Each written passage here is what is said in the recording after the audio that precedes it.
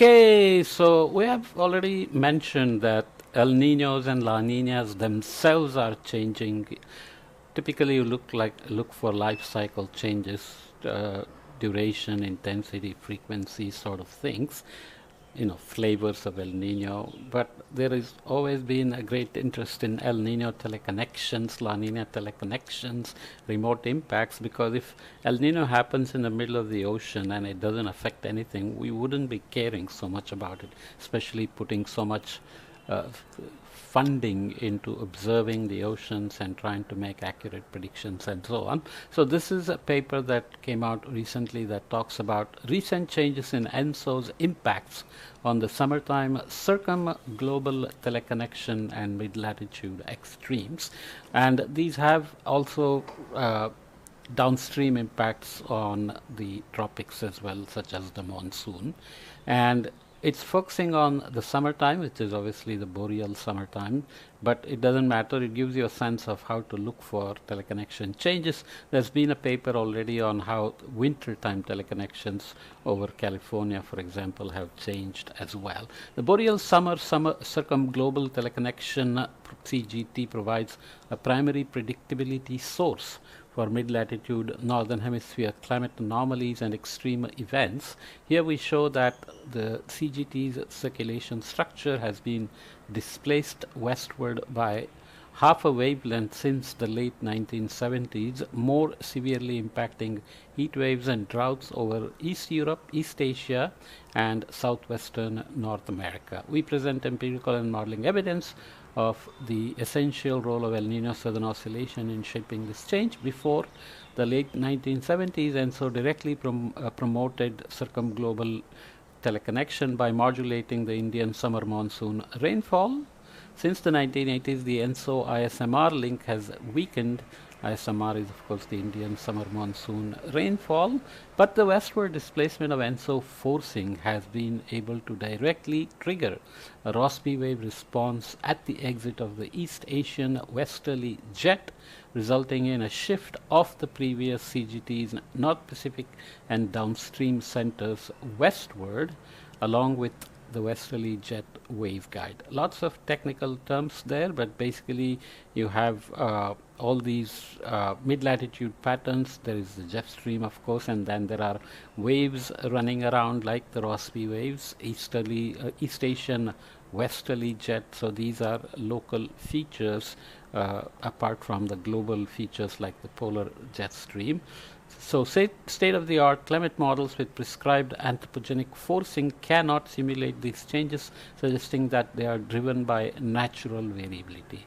This work highlights the importance of studying the impacts of changing ENSO to improve seasonal predictions of mid-latitude extreme events. So that's a key claim here, that there is warming going on, especially since the late 1970s. There's been accelerated warming, but they are saying that's pretty much nothing, that's got nothing to do with this shift. They are talking about that it's all natural variability, and they mentioned the westward shift of El Nino and so, and we call them Central Pacific El Nino, Dateline El Nino, and so on, where typically you think of canonical El Nino as warming around Galapagos, South American coast, but more recently there are many claims that there is a pattern of warming around the dateline while the temperatures around Galapagos even remain cool sometimes, and it's still an El Nino by definition of looking at box averaged SST anomalies. And that shift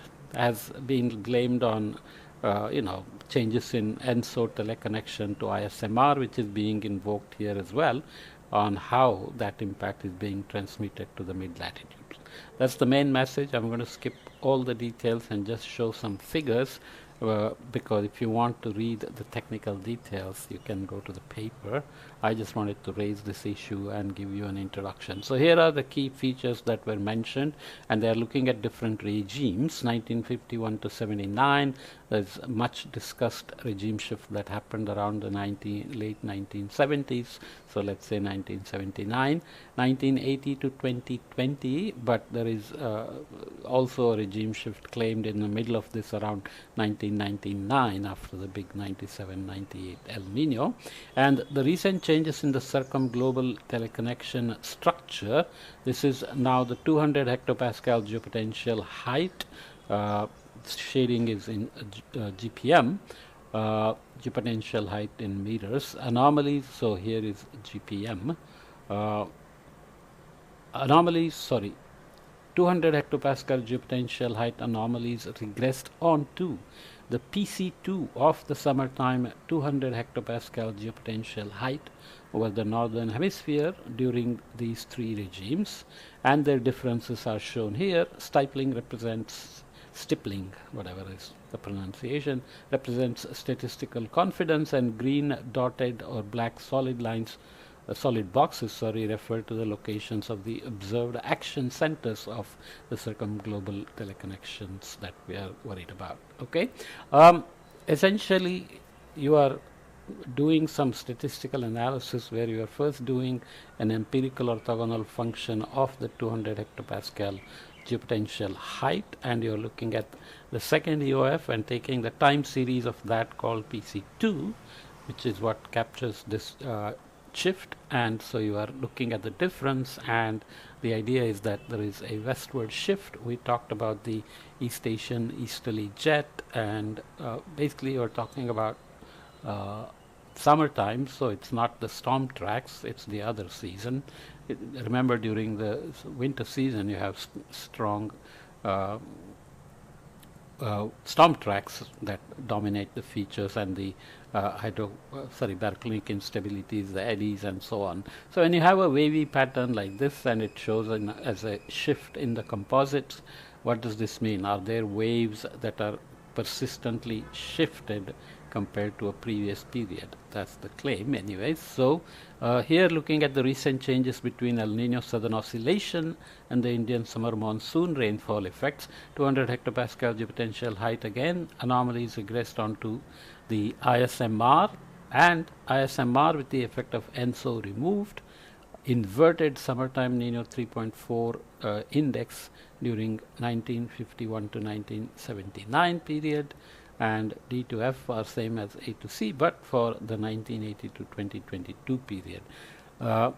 Stippling represents again the statistical significance. Green dotted and black solid boxes refer to the locations, as we said. So here we are, the Indian summer monsoon regressed, so you can see the teleconnections.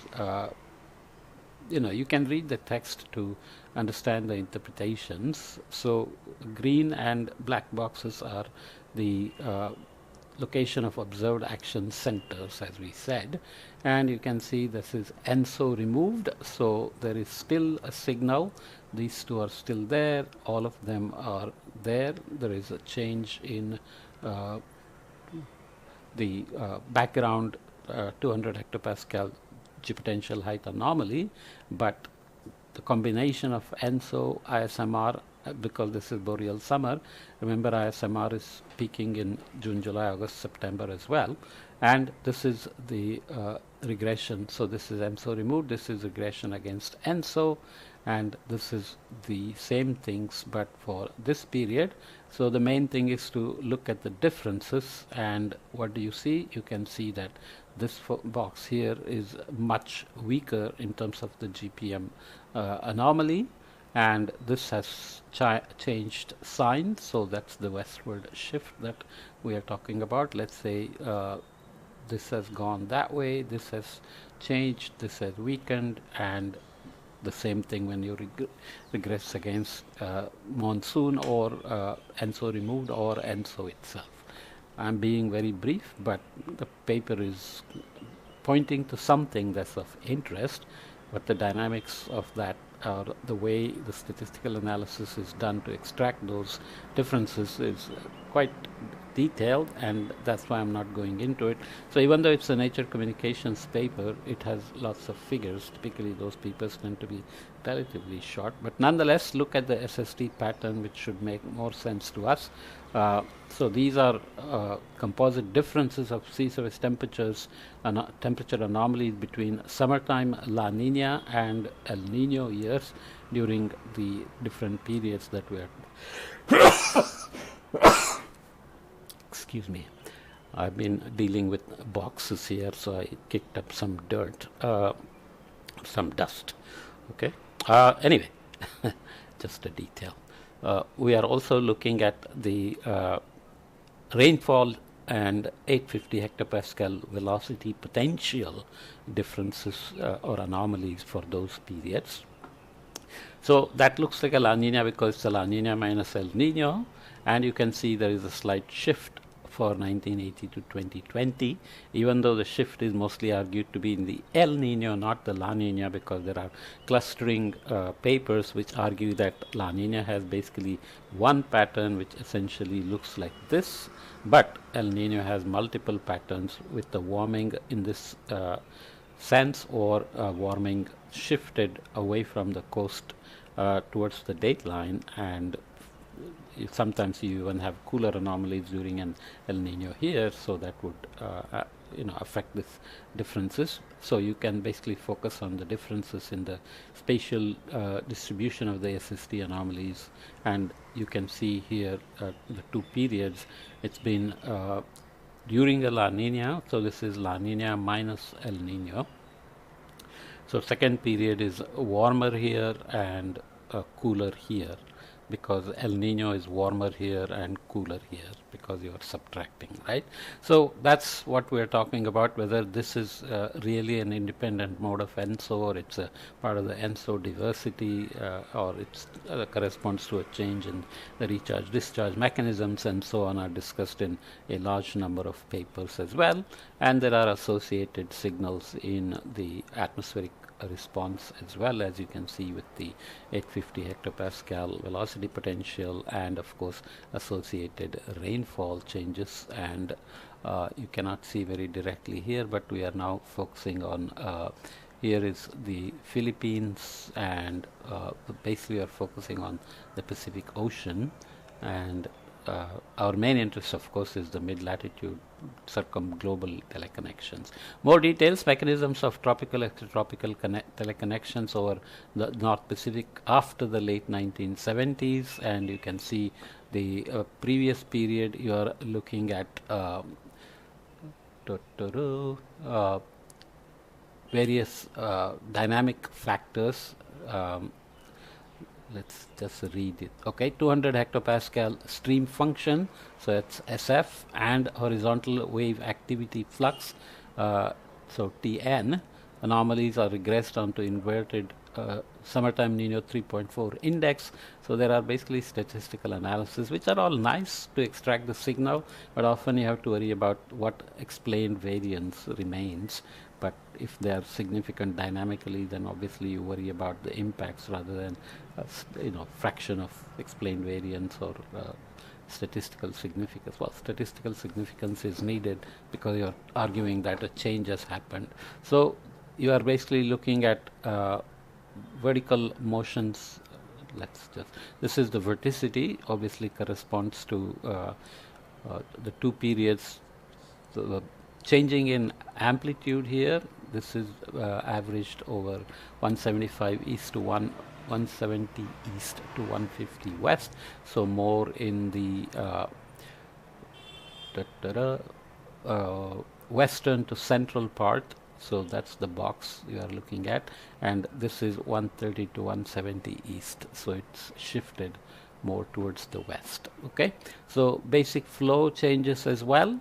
Why am I being brief? Because these are details that you can understand only if you read the paper fully, which I'm not going to discuss here because I'm mostly interested in highlighting that there are tropical changes in terms of ENSO, ISMR, and their teleconnection, which is often blamed to the shift here around the dateline. And it's argued, long time ago it was argued that this is more favorable to droughts over India, but since then it's been discussed a lot, and it's not clear how robust any of these results are, unfortunately. But nonetheless, you can look at the upper level zonal winds, which correspond to the jets that we were talking about. You are focusing on this region here.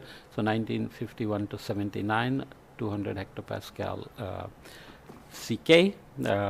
and you can see the changes more clearly here, coming out of East Asia, and the tropical subtropical connections are subtropical mid-latitude connections are very important, of course, to go from tropics into subtropics and the mid-latitudes. Okay, so difference of climatological mean 200 hectopascal zonal wind between the two periods. The blue box represents the exit region of the East Asian summer westerly jet.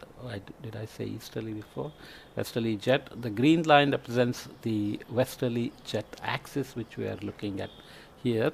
So the westerly jet is much further south during the winter and pre-monsoon, like now in April, but as the monsoons come, you get an easterly jet set up here, which then is associated with the northward shift of the westerly jet. Okay. This is the barotropic energy conversion that we are talking about, CK. So you can see the energy conversion is happening in a very different region when you compare to the latter period compared to the previous period. 1951 to 79 shows maybe weaker conversions, and also this one slight shift, but a lot of a stronger barotropic energy conversion. Okay, barotropic obviously is in this sense horizontal shear. So I have to make sure. So it's the shear in the westerly jet that's going to give you barotropic energy conversion. As I said, a lot of figures, numerical experiment results. So just to be sure, they also do some model experiments to argue that the model does produce the results, and so that they can explain the shift, and we will just understand it from the discussion. In this study, you have shown that the summertime ENSO has exerted a direct effect on the CGT after the late 1970s, leading to the interdecadal change of the CGT structure with a half wavelength westward shift of the North Pacific center and other centers downstream. The specific mechanisms are summarized in the schematic shown in figure 7, which, wow, did I skip figure 7? Let me do I somehow screwed that up. Because the figure is very helpful. Yeah, sorry about that. I don't know how I screwed that up, but it happens when you, as I always say, I do this when I get time, so I'm just squeezing it in between lots of other things that I'm paid to do, and this is volunteer work which I actually love more than the work I'm paid to do sometimes, but nonetheless, we will look at the schematic in a minute. Remember, the main message is that natural variability is being claimed to have caused this shift, which is related to ENSO pattern change, its teleconnections with the Indian monsoon, and hence the mid-latitude interactions. But there has been argument that the shift in the ENSO itself is related to either the regime shift of the late 1970s or global warming. You can see how it's always tricky to separate natural variability and its modulation by global warming. Okay, nonetheless, our main focus here is in the changes of the teleconnection. Before the late 1970s, the summertime ENSO that centered in the equatorial eastern Pacific indirectly affected the CGT by modulating the monsoon, which can trigger a zonal 5 wave number structure with the geographically phase-locked centers over the mid-latitude West Asia, East Asia, the North Pacific, North America, and West Europe, which we will look at in a minute. So the canonical El Nino, which has warming around Galapagos and South American coast, had this pattern. The induced diabatic cooling shifted, after the late 1970s, the anomalous center of summertime ENSO has exhibited a significant westward shift from the equatorial eastern Pacific to the equatorial central Pacific. The induced diabatic cooling shifted to the tropical west North Pacific, where the zonal basic flow exhibits a robust easterly vertical shear. The easterly vertical shear can convert the La Nina induced baroclinic disturbances to the extratropical, extratropical, barotropic disturbances via triggering a tropical extratropical teleconnection, leading to an enhanced North Pacific center and an overall westward shift of the whole CGT pattern along the westerly jet guide. Meanwhile, the interdecadal change of the subtropical westerly jet also matters. The recently enhanced East Asian westerly jet at its exit region favors a more robust Rossby wave response near the North Pacific center, whereas the southward shift of the westerly jet over North America and the North Atlantic contributes to the southward movement of the CGT centers there. The experiments of the CSM2 Pacific pacemaker, pre-industrial large ensemble, and the there are simpler linear barotropic model jointly validate the essential role of ENSO in shaping the circumglobal teleconnection structure change. Okay, so they are using a models in various configurations and a simpler model to argue that this is a real thing.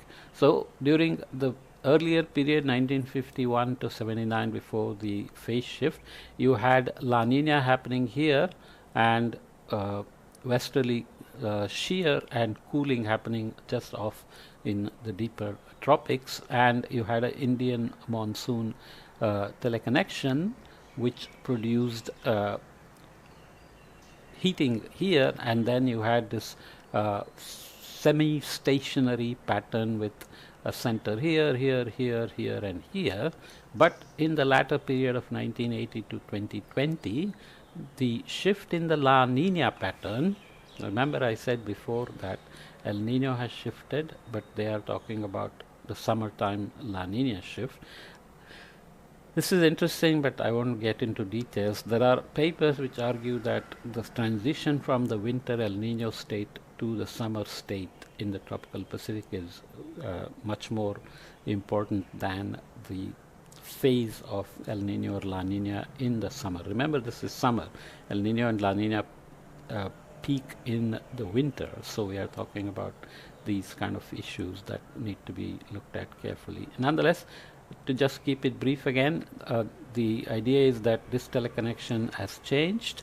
So you have shifted this westerly shear, you have shifted the easterly, so this was westerly shear, easterly jet is here now, you have shifted the cooling because the La Nina shifted, and that has changed the tropical extratropical teleconnection, and you have shifted this center, or well, that center is still there. This center has shifted westward, and this has deepened and moved, and this one has shifted south, that shifted north. So all these are statistically and model wise being related to this, and the argument is that this is natural variability.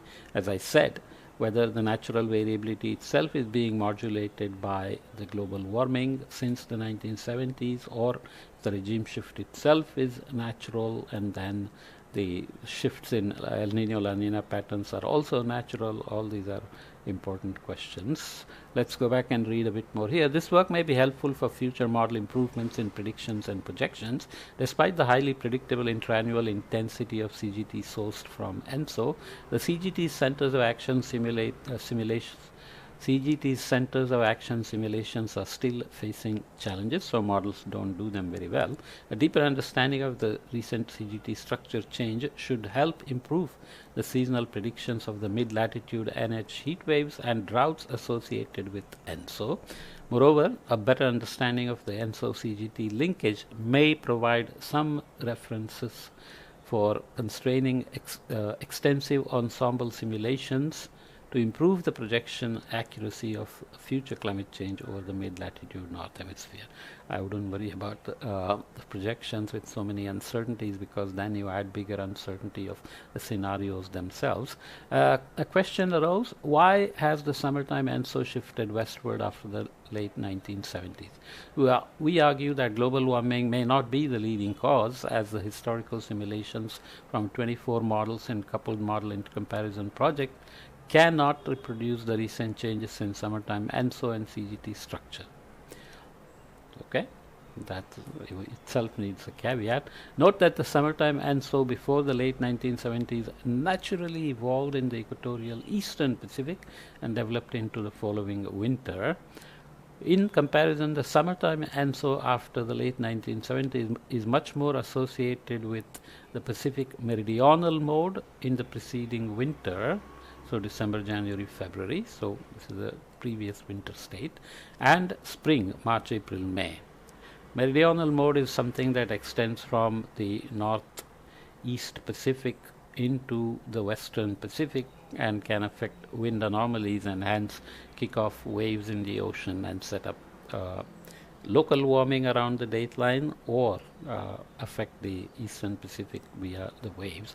As suggested by previous studies, the extratropical North Pacific forcings promote the occurrences of central Pacific type ENSO through the wide wind evaporation SST feedback, trade wind charging, and Rossby wave response mechanisms. Thus, they may contribute to the recent westward shift of the summertime ENSO. So they're making 2 points. One is ENSO has shifted, and that has changed the circumglobal teleconnection pattern, but that the shift is not related to global warming, is instead a natural phenomenon. Well, let's just leave it there, because that's a whole other debate that's been going on separately in the ENSO community itself. And now these people have waded into it from the mid-latitude and claiming it based on their little study. So I won't bother with that too much at this point, but this change in teleconnection pattern nonetheless could be interesting, especially if it helps with better predictions of droughts and heat waves and so on in the mid-latitudes. And there's always the question of whether there is a two-way interaction. So ISMR ENSO creating tropical, extratropical connections, but also whether those extratropical connections, jets, etc., are affecting the monsoon in turn, and there is some evidence that they are. Okay, so let's leave it there.